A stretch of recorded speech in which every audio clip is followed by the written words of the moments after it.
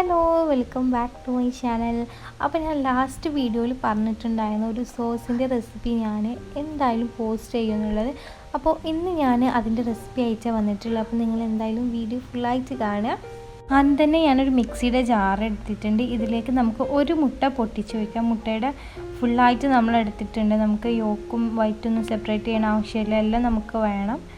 ഇനി ഇതിലേക്ക് 3 പച്ചമുളക് ചേർത്ത് കൊടുക്കുന്നുണ്ട്. നിങ്ങൾക്ക് എരിവിനനുസരിച്ച് കൂട്ടുകയോ കുറയ്ക്കുകയൊക്കെ ചെയ്യാം കേട്ടോ. പിന്നെ ഞാനിത് 4-5 അല്ലി വെളുത്തുള്ളിയും കൂടെ ചേർത്ത് കൊടുത്തിട്ട് ഒരു 1/4 കപ്പ് സൺഫ്ലവർ ഓയിൽ, ഒരു 1/4 കപ്പിലേറെ സൺഫ്ലവർ ഓയിൽ എടുത്തിട്ടുണ്ട്. ഇതും കൂടെ ചേർത്തിട്ട് നമുക്ക് നല്ല പോലെ ഒന്ന് അടിച്ചെടുക്കാം. നമ്മളിത് അടിച്ചെടുത്തിട്ടുണ്ട്. ഇനി ഇതിലേക്ക് കുറച്ച് ഉപ്പ് ഇട്ട് കൊടുക്കുന്നുണ്ട്. അതിനുശേഷം നമുക്കിത് പുഴുങ്ങി വെച്ചിട്ടുള്ള ഉരുളക്കിഴങ്ങ് എടുത്തിട്ടുണ്ട്. ഒരു വലിയ ഉരുളക്കിഴങ്ങ് എടുത്തിട്ടുള്ള ഒരു ഉരുളക്കിഴങ്ങ് എടുത്തിട്ടുള്ളൂ. ഒരു വലിയ ഉരുളക്കിഴങ്ങ് എടുത്തിട്ട് കുറച്ച് വിനെഗർ ഒഴിച്ചിട്ട് നമുക്കിത് നല്ല പോലെ ഒന്ന് അരച്ചെടുക്കാം. അപ്പോൾ ഞാൻ വിനെഗർ കുറച്ച് ഒഴിച്ചിട്ടുള്ളൂ. നമുക്ക് പുളിയൊക്കെ നോക്കിയിട്ട് ഒഴിച്ചു കൊടുക്കാം.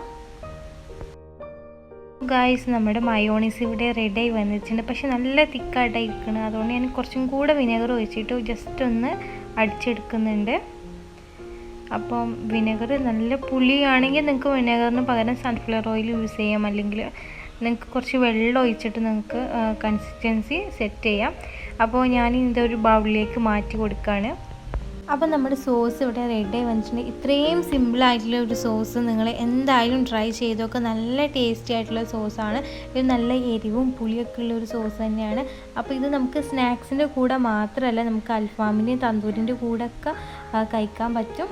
അപ്പോൾ നിങ്ങളിത് എന്തായാലും ട്രൈ ചെയ്ത് നോക്കുക. ഒരു പ്രാവശ്യമെങ്കിലും നിങ്ങൾ ട്രൈ ചെയ്ത് നോക്കുക. അപ്പോൾ നിങ്ങൾക്ക് ഇഷ്ടമാണെങ്കിൽ വീണ്ടും ട്രൈ ചെയ്യാമല്ലോ. അപ്പോൾ നിങ്ങൾക്ക് ഈ റെസിപ്പി ഇഷ്ടമായിട്ടുണ്ടെങ്കിൽ നിങ്ങൾ ഷെയർ ചെയ്യുക, ലൈക്ക് ചെയ്യുക. നിങ്ങൾക്ക് എന്തെങ്കിലും പറയാനുണ്ടെങ്കിൽ കമൻറ്റ് ചെയ്യുക. അപ്പോൾ നെക്സ്റ്റ് വീഡിയോയിൽ കാണാം. Thank you so much for watching. By.